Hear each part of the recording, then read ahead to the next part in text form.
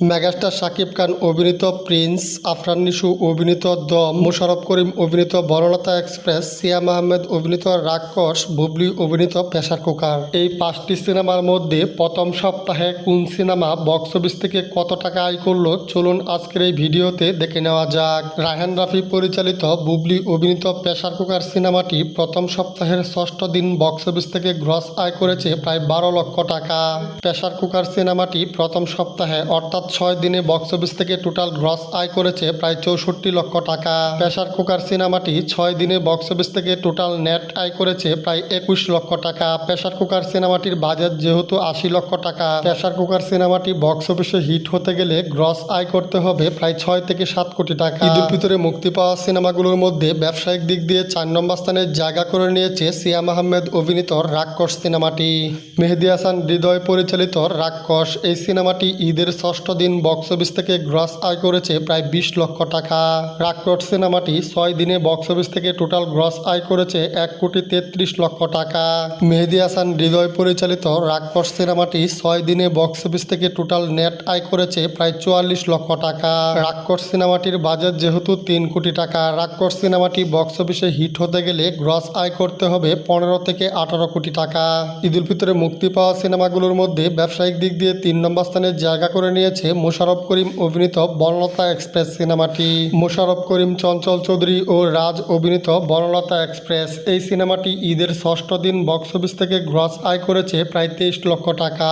Banalata express সিনেমাটি প্রথম সপ্তাহে বক্স অফিস থেকে টোটাল গ্রস আয় করেছে 1,45 লক্ষ টাকা।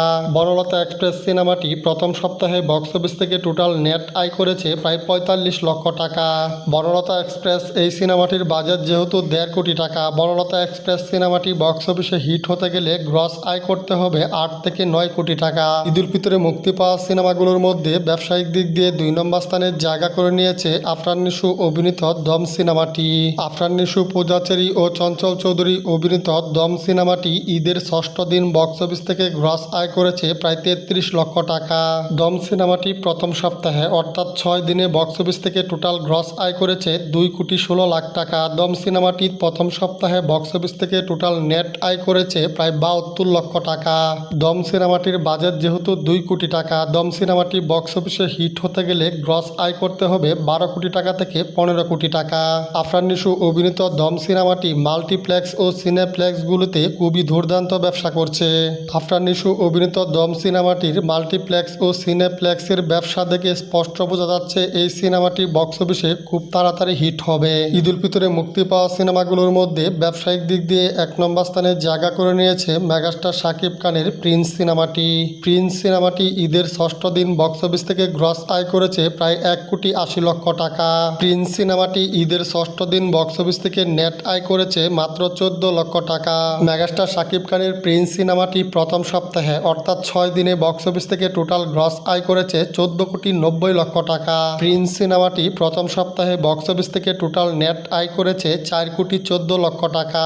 মেগাস্টার শাকিব খানের প্রিন্স সিনেমাটি প্রথম দিন, দ্বিতীয় দিন এবং তৃতীয় দিনের তুলনায় ঈদের 6ষ্ঠ দিনে সে মাল্টিপ্লেক্স ও সিনেপ্লেক্সে খুবই দুর্দান্ত ব্যবসা করেছে। প্রিন্স সিনেমাটির বাজেট যেহেতু 7 কোটি টাকা, প্রিন্স সিনেমাটি বক্স অফিসে হিট হতে গেলে গ্রস আয় করতে হবে 65 থেকে 70 কোটি টাকা এবং নেট আয় করতে হবে প্রায় 10 কোটি টাকা। তবে এটা বলতেই হয় মাল্টিপ্লেক্স এবং সিনেপ্লেক্সগুলোতে ঈদের 6ষ্ঠ দিন খুব ভালো ব্যবসা করেছে।